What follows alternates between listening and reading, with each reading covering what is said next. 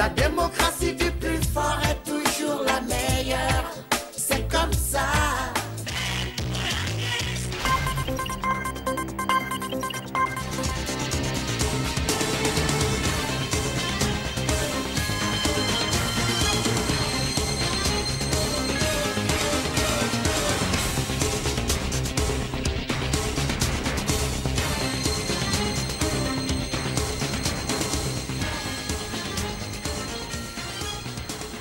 Mesdemoiselles, Messieurs, bonsoir et bienvenue à cette édition d'information sur nos antennes. Au sommaire ce soir, pas de compromis entre le gouvernement et les médecins. Les deux partis qui étaient en concertation ce jeudi vont se rencontrer de nouveau demain vendredi. En attendant, la grève se poursuit dans les hôpitaux publics. Invité du journal, l'ingénieur conseil en management des opérations, José Dianguenda Nzouzi. Il est président fondateur du Cercle des ingénieurs congolais de France. Bonsoir. Bonsoir. J'ai tenté de vous l'appeler Dianguenda tout à l'heure. Vous n'êtes pas de la famille Dianguenda? Non, du tout, mais c'est un nom que j'ai hérité. Ah, d'accord. Je vous retrouve tout à l'heure pour parler du CEIF. CEICF, qui est le Cercle des ingénieurs congolais de France. D'accord, tout à l'heure. Tout d'abord, cette nouvelle, 2 personnes ont trouvé la mort la nuit dernière après que des hommes armés ont fait incursion dans 2 parcelles situées au quartier Kingalaboa dans la commune de Kampemba à Lubumbashi. D'après les témoins cités par la radio onusienne, la première victime a été abattue dans la parcelle, sur place dans sa parcelle. Et près d'autres sources, les habitants qui sont sortis quelques minutes après ces incidents ont pris d'assaut les avenues et les ont barricadés en brûlant des pneus en signe de protestation. Les éléments de la police dépêchés sur place ont dû faire usage des gaz lacrymogènes pour rétablir l'ordre et récupérer les corps des 2 victimes. Le commissaire provincial de la police a promis de s'exprimer sur cet incident très prochainement. Je vous le disais à l'instant, le gouvernement tente par tous les moyens de décanter la situation de la grève des médecins dans les hôpitaux. Une rencontre a eu lieu cet après-midi. D'un côté, le ministre d'État en charge de la fonction publique et son collègue de la santé, et de l'autre côté, les syndicalistes des médecins. Les détails dans ce reportage. Après le service minimum, les médecins ont tout simplement décidé de radicaliser le mouvement de grève, étant donné que leurs revendications ne sont jusqu'à ce jour pas satisfaites.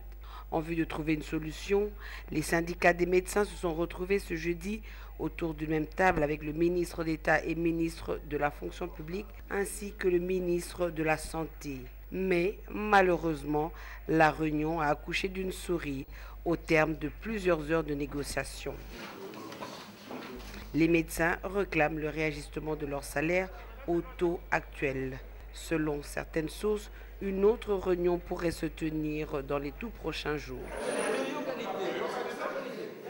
Et juste après les médecins, ce sont les infirmiers qui sont entrés en réunion avec les membres du gouvernement. Mais rien n'a filtré de cette réunion. C'est donc un dossier à suivre.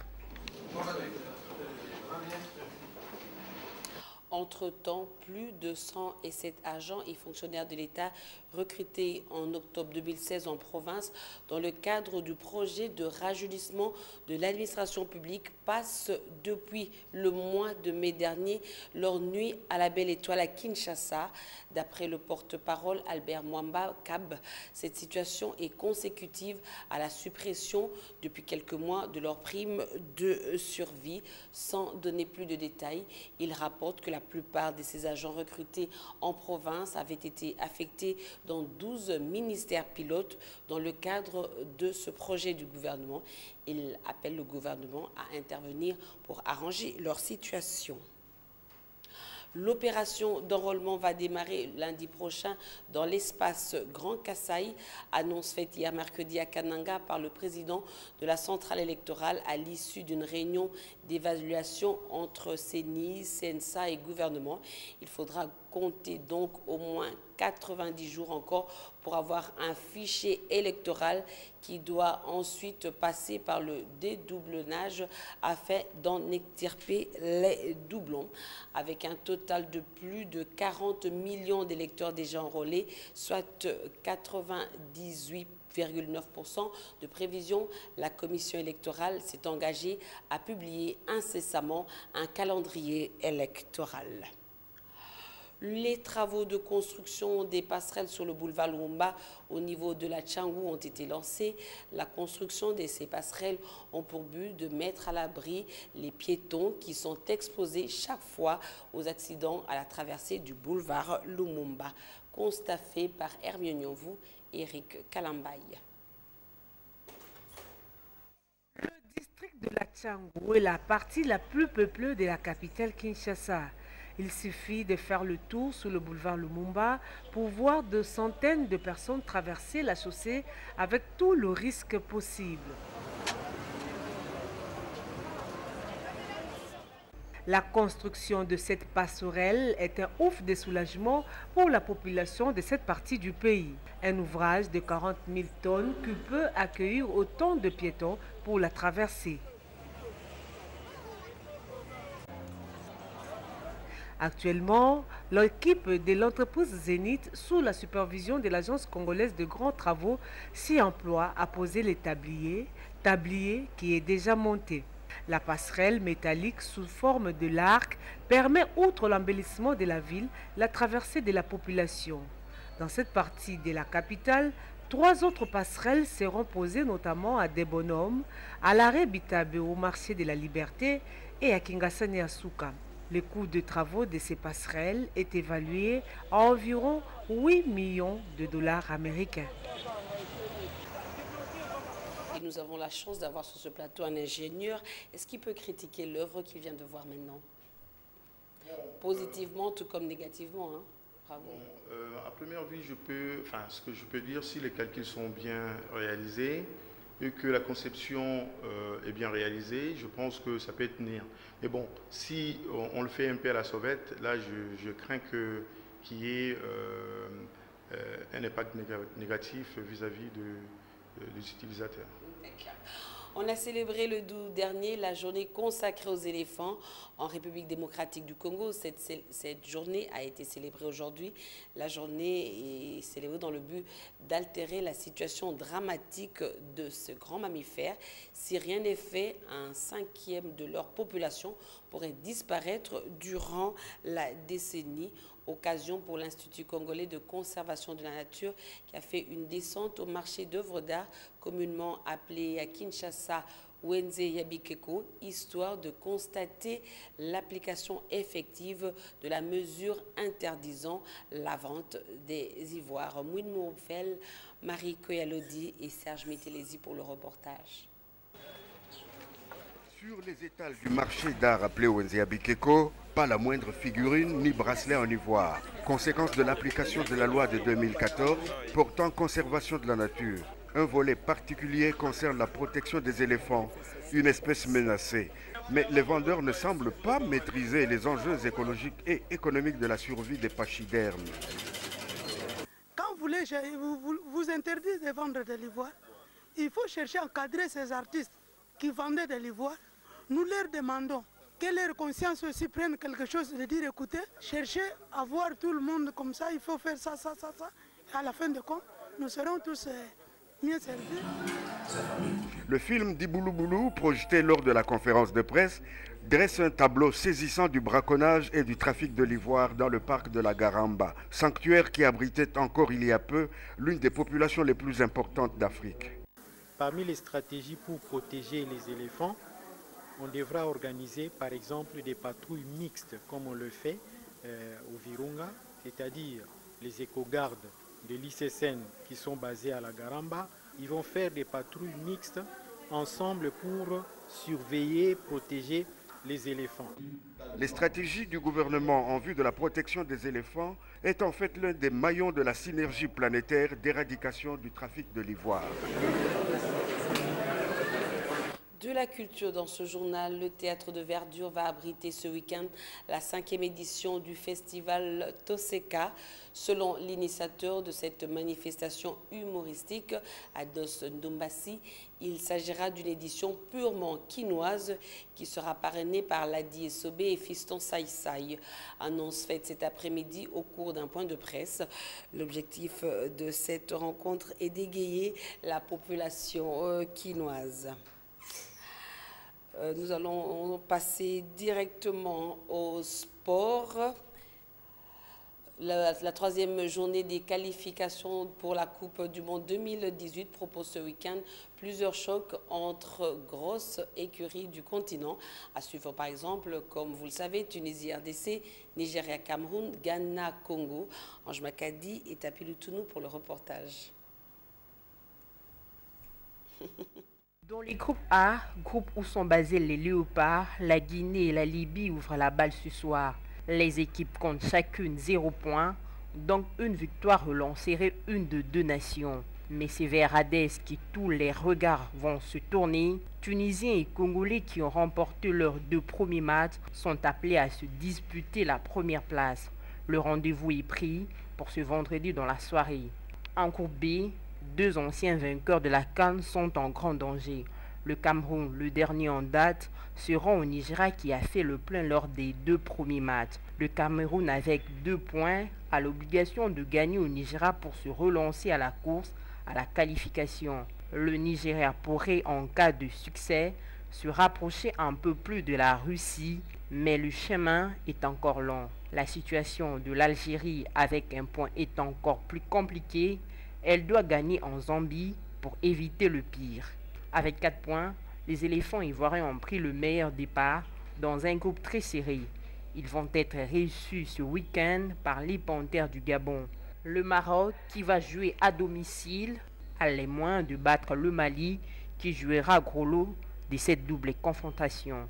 À suivre également dans les groupes D, Cap-Vert contre Afrique du Sud et Sénégal-Burkina Faso. Les Cap-Verdiens, dont le compteur est toujours bloqué à 0, devront battre les Bafana-Bafana, 4 points pour continuer à espérer, tandis que le Sénégal doit impérativement s'imposer à Dakar face au Burkina Faso.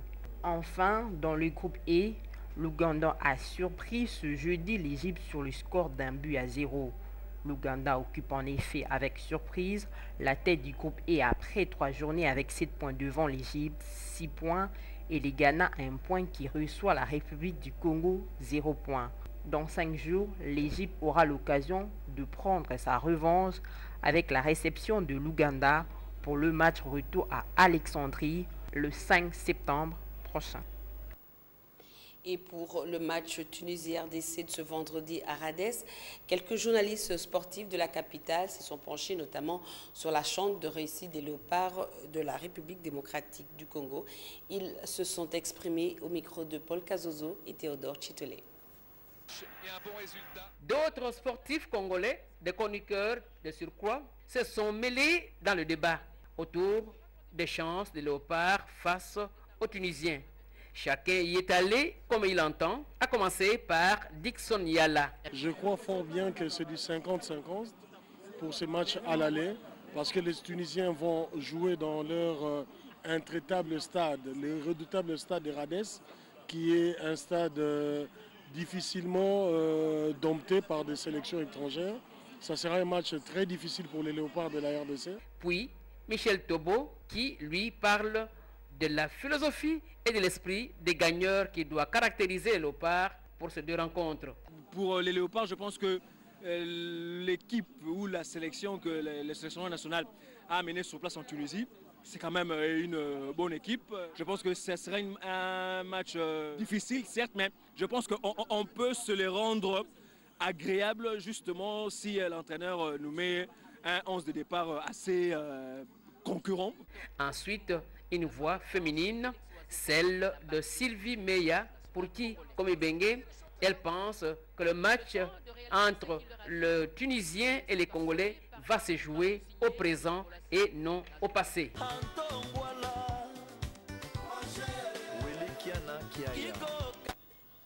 Voilà, ça, ce sont les aléas du direct. Ingénieur José Ndiangue Ndanzouzi, c'est à nous maintenant. Ingénieur congolais de France, la structure existe depuis combien de temps et pour quels objectifs? Alors, je vais d'abord essayer de me présenter très brièvement. D'accord, je vous en prie. Comme vous l'avez énoncé tout à l'heure, ingénieur conseil en management des opérations. Le management des opérations, ça englobe plusieurs choses. Donc, j'ai plusieurs diplômes d'ingénieur. Je suis ingénieur en génie des systèmes industriels, ingénieur automobile et expert en calcul scientifique. La structure existe depuis 2013. C'est une structure que j'ai créée justement pour essayer de répondre à certaines problématiques africaines. Au départ, notre idée, c'était de faire les transferts de technologies entre l'Europe et l'Afrique, en particulier en RDC. Mais seulement, nous nous sommes dit, nous aurions un problème de code pour parler le même langage avec d'autres pays africains. Ça ne sera pas facile. Donc, on a réfléchi par quel axe on peut utiliser pour justement faire passer les messages. Donc on a essayé de proposer des formations de renforcement des capacités aux enseignants de certaines universités congolaises, dont l'ISTA. l'ISTA, on est partenaire depuis 2 ans et demi. En 2015, on a formé 46 enseignants et en 2016, 38 enseignants. Alors, j'ai pu comprendre que votre ambition est de créer une dynamique nouvelle entre l'Occident et l'Afrique. Et par quel mécanisme? À part les formations? À part les formations, nous fait de la médiation inter-entreprise.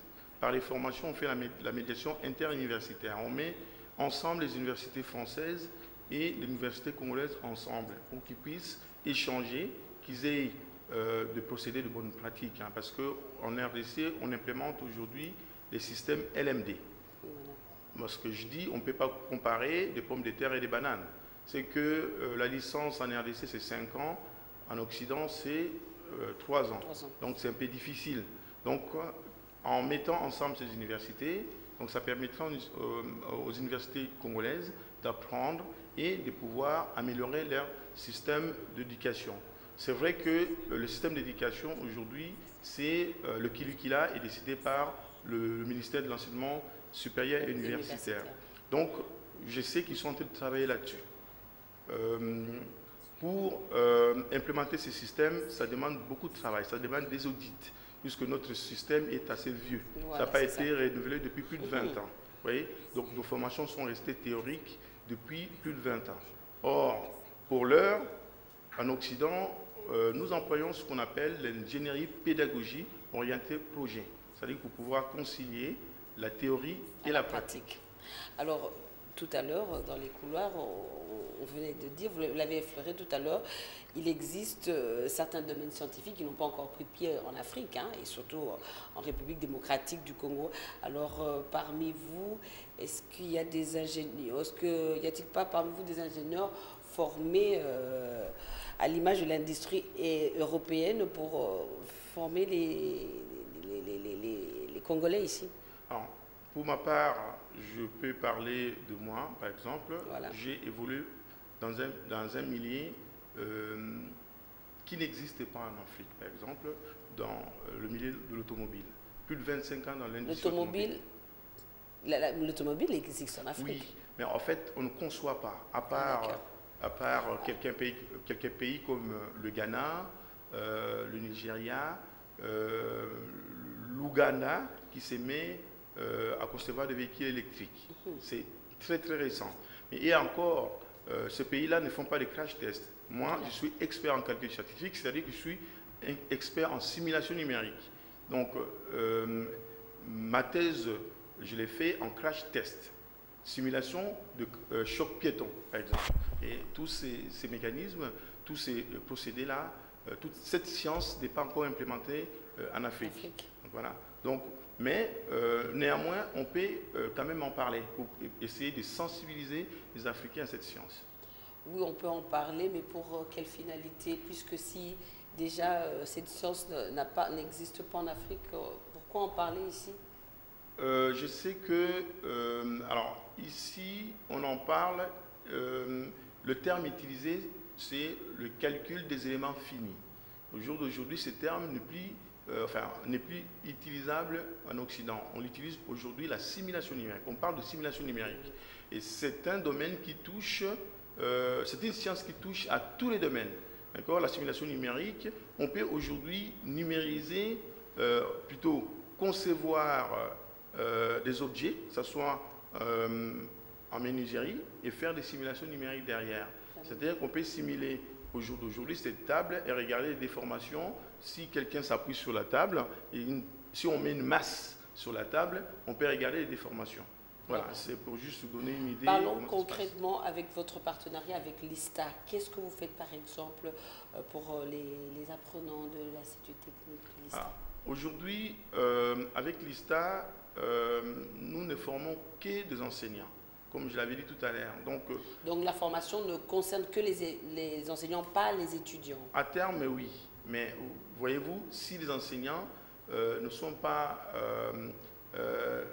pas de formation de renforcement de capacité, s'ils n'apprennent pas des outils les plus actuels, si eux-mêmes ne sont pas bien formés, c'est difficile qu'ils puissent mettre à profit la science actuelle au profit des étudiants.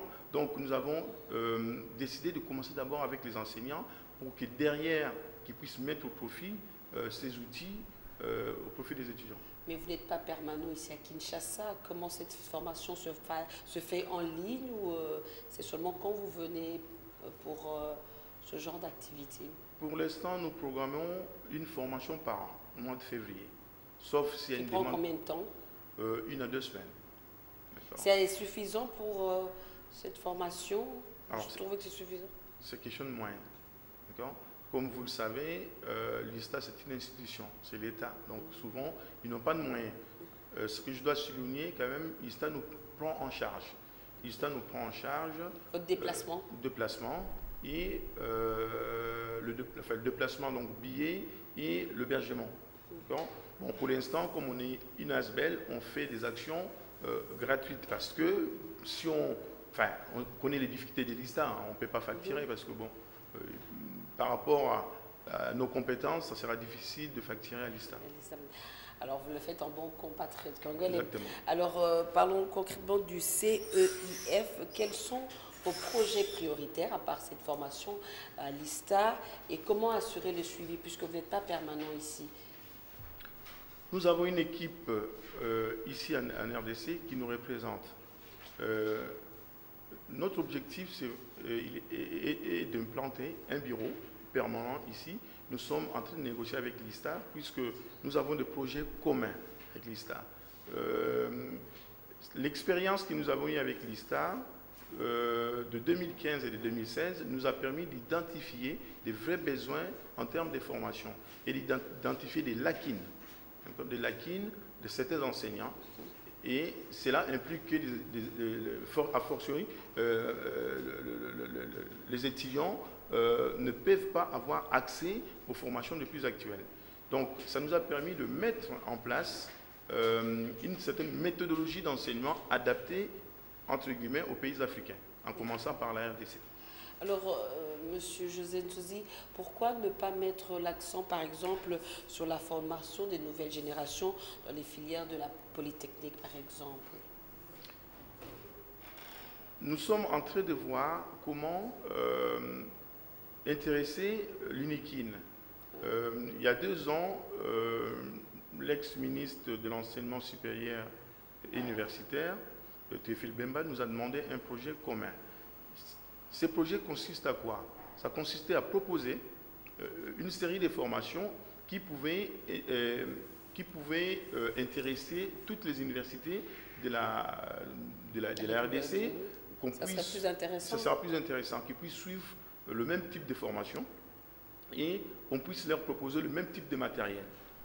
Ça pouvait permettre aussi aux autres universités de bénéficier de ce type de formation comme on a fait déjà avec l'ISTA. La difficulté, ce sont des moyens. Ce sont des moyens. Et je dois avouer que ce projet n'est pas allé jusqu'à terme. Mais au jour d'aujourd'hui, nous sommes en train de voir comment lancer cette activité. En même temps, connaissant le besoin, on a lancé l'université d'entreprise. Donc on appelle l'UETEC. D'accord? Comme cible, on a ciblé des salariés du public et du privé. Pourquoi? Parce que l'UETEC, c'est un projet ou il est déjà... Il est déjà lancé. Il est déjà lancé. C'est une université qu'on va... c'est une routine qu'on va mettre en place pour essayer de former pendant 2 semaines ou 3 des salariés. Donc, essentiellement l'été. Les techniciens. Les ingénieurs. Des ingénieurs cadres et professionnels. Vous êtes revenu souvent sur les moyens. Est-ce que vous avez des partenaires? Nous avons des partenaires. Par exemple, pour lancer l'UETEC, on a Robank qui a accepté de nous suivre. On a FBN Bank qui a accepté de nous suivre. Ça, c'est le local ici. Local ici. Et puisque ce sont les Congolais vivant en France, est-ce que la France ne contribue pas, ne vous vient pas en aide par rapport à votre structure? Pour l'instant, non. Vous savez, une association ne vit que par les cotisations des membres et de ses partenaires. Pour l'instant, comme c'est un projet qui touche un autre État, sauf la Banque mondiale ou la BAD ou l'Union européenne qui peut nous financer pour ce type de projet. Ou encore, si on trouve une fondation qui œuvre dans l'éducation, oui, dans ce cas-là, oui. Pour l'instant, on n'a pas de partenaire français. Est-ce que les autres ingénieurs qui sont peut-être en train de vous suivre maintenant au cours de ce journal et qui ont envie d'intégrer, de connaître un peu plus le CEIF, qu'est-ce qu'ils peuvent faire?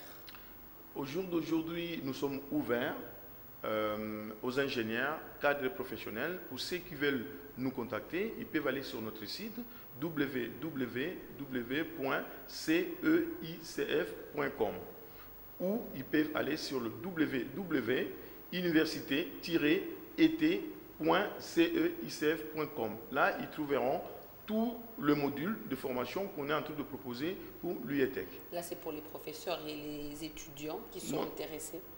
Les étudiants qui sont intéressés, alors on est un peu souple, les étudiants qui peuvent suivre ce type de module, alors ça dépend de cours. Les cours scientifiques, il faut avoir minimum, disons, niveau, enfin G3, si je peux le dire par rapport à ici, G3. Et en terminale, en phase terminale? En phase, oui, déjà obtenu le G3. Oui. Déjà. Voilà, de préférence, des gens qui ont déjà travaillé, qui ont une certaine expérience, de préférence. D'accord. Vous êtes une personne ressource, mais vous évoluez à l'extérieur. Comment organiser une formation locale pour que ces personnes que vous allez former, des ingénieurs qualifiés avec toutes les compétences que vous voulez, restent ici localement pour éviter la fuite de cerveau, comme vous-même, votre cerveau, il sert à l'étranger, il ne sert pas ici. Il nous sert ici quand même, mais vous vivez là-bas et vous servez plus la France. En effet, c'est la raison pour laquelle nous nous sommes constitués en collectif pour venir en aide, pour apporter notre contribution au développement de la RDC. Faire le transfert des technologies, nous pouvons, étant ressortissants de la RDC. Mais par contre, les Européens, non, ne peuvent pas faire. Ils peuvent venir que en tant que prestataires ou en tant que bureau d'études, mais faire les transferts des technologies, ils ne peuvent pas les faire.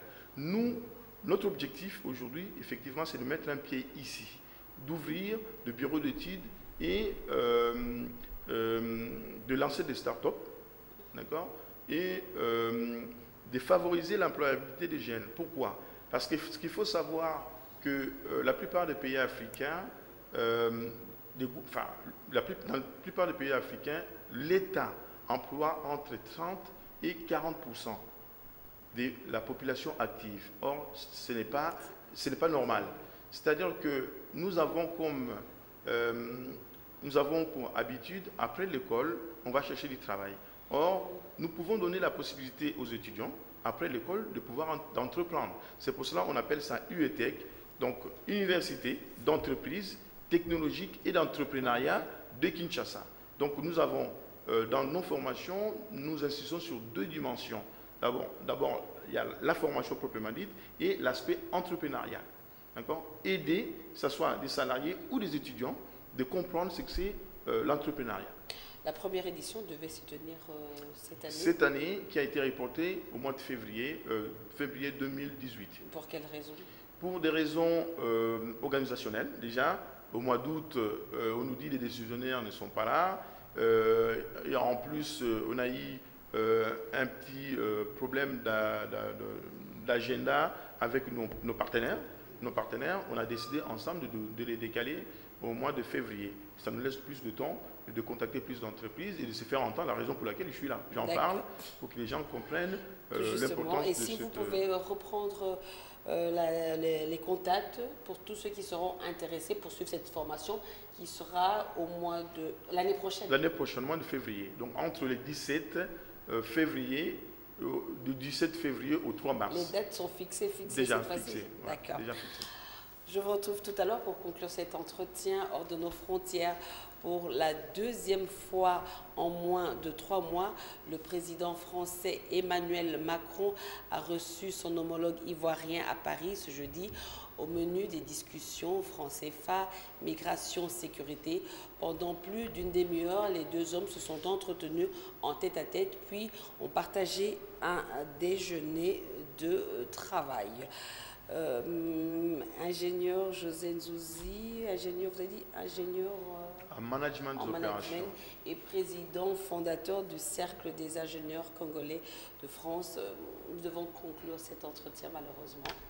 Un message seulement aux ingénieurs, vous adressez particulièrement aux ingénieurs? Non, du tout. Alors, le CICF ne s'adresse pas qu'aux ingénieurs, s'adresse aux ingénieurs, cadres et professionnels congolais, même les indépendants, des personnes qui ont un certain niveau et une certaine expérience de la vie, qui cherchent à parfaire, à comprendre la science, la technologie et le management. Donc on est là pour répondre à leurs problématiques. Alors, je dois quand même préciser une chose, notre concept aujourd'hui c'est amener des ingénieurs et cadres et professionnels congolais de réfléchir par rapport aux problématiques locales.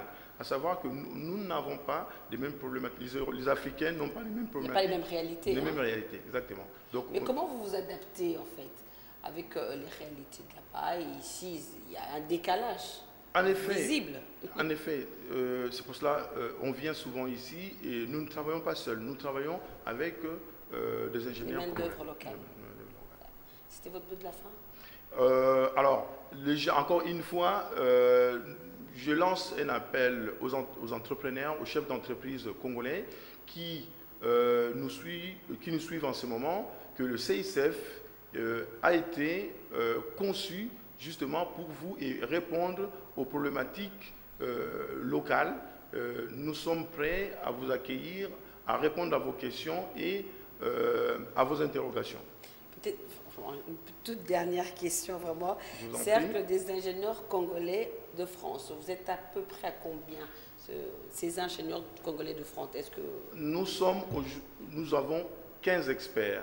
Nous avons 2 jeunes qui nous suivent et quelques stagiaires. Qui sont sur place en France et qui viennent avec vous lors de vos différents déplacements? Souvent, en fait, on choisit souvent des experts pour l'instant. Donc, en tout cas, grand merci d'avoir répondu à notre invitation. Merci à vous. Et bon retour déjà. Merci beaucoup. Mesdames, Messieurs, c'est la fin de cette édition d'information. Merci de votre attention. Je vous rappelle que vous pouvez nous suivre à l'étranger sur le bouquet CPLA TV dans moins 30 pays sur le canal 98. Je vous souhaite bonne suite de programme et je vous retrouve demain 19h pour un autre journal. D'ici là, portez-vous bien et très bonne suite de programme sur nos antennes. Au revoir.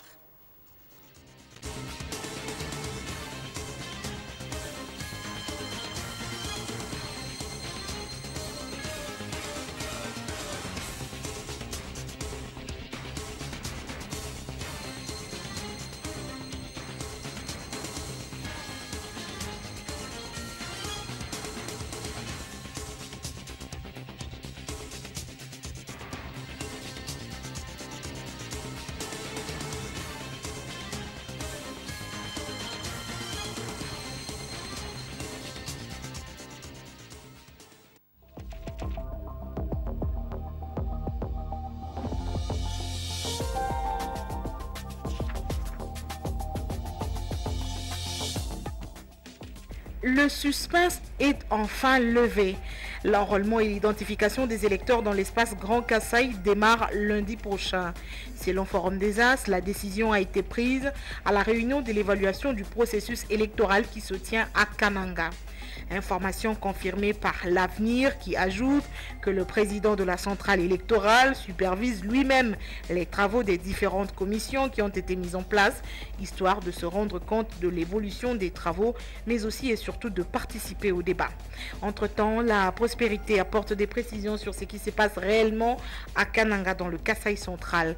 À en croire le quotidien du quartier Montfleury, il ne s'agit pas des travaux d'évaluation du processus électoral, il est plutôt question de poser le diagnostic, de relever les contraintes et les urgences, de les chiffrer et même d'étudier de fond en comble les délais réglementaires et légaux dont la Commission électorale nationale indépendante aurait besoin pour l'organisation des élections.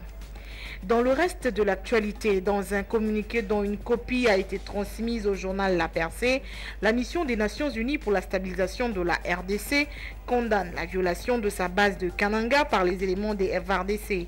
La MONUSCO demande par ailleurs que les auteurs de ces actes soient poursuivis. Cette revue de presse se poursuit avec cette inquiétude sur le renouvellement des stocks des produits pétroliers.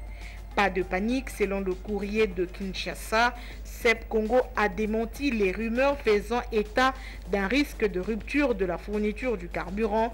D'après l'entreprise, la République démocratique du Congo dispose d'un stock de carburant suffisant pour approvisionner régulièrement l'ensemble du territoire national.